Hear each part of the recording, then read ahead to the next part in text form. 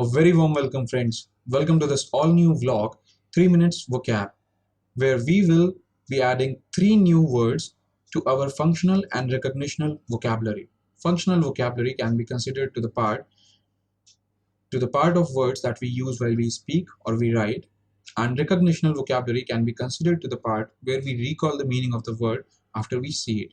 So by saying this, I'm Arjit Nigam, your host for the show. Let's jump straight into the course.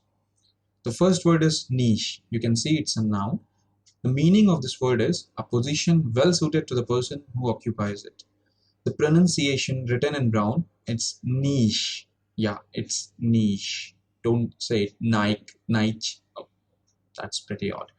The sentence is the post of Prime Minister of India is a niche for a person like Shri Narendra Modi. Shri Narendra Modi, who is the current Prime Minister of India and has also been Chief Minister of Gujarat consecutively for 2 terms, even 3, is a good orator, is a good ideologist, for which I considered him to be a niche for this post.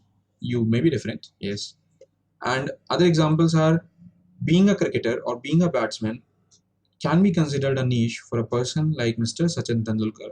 Being a tennis professional can be considered a niche for a person like Mr. Leander Pace. Now I think you might have got the word.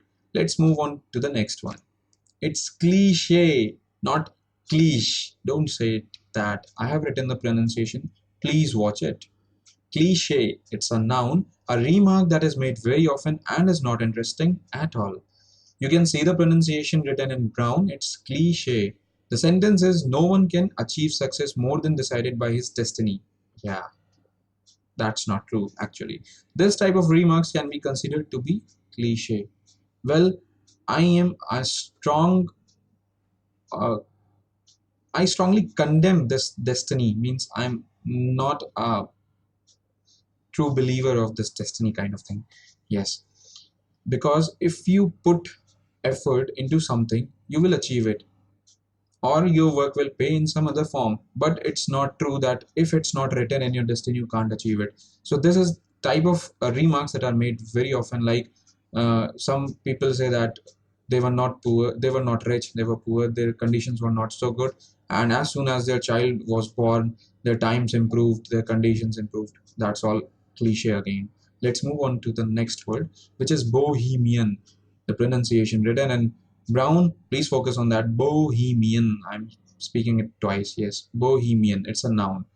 A person who is very interested in arts or writing, who lives his life in a way which is usually unacceptable in the society. You will get it through the example.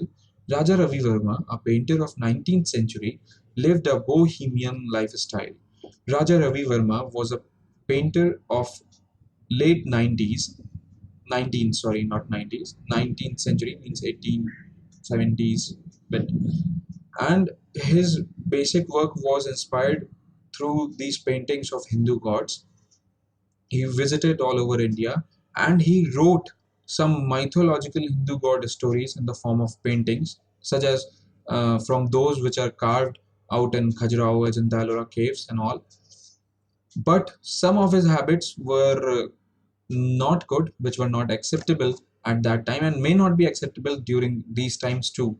But at last, he was a good person, but his ways were not acceptable. Even he revolutionized the whole way that these untouchables, not now untouchables at that time, the scheduled caste and scheduled tribes nowadays, they were not allowed into the temples, for which he bought a German printer, and he converted his paintings into photographs, which were pretty affordable and were afforded by these guys, and they could have and they were able to worship through these photos in their home.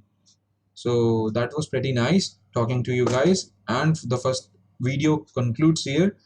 Thanks for watching. Please like and share. Since it's not YouTube, I'm not going to say subscribe. Like the page and share my video. Thanks a lot.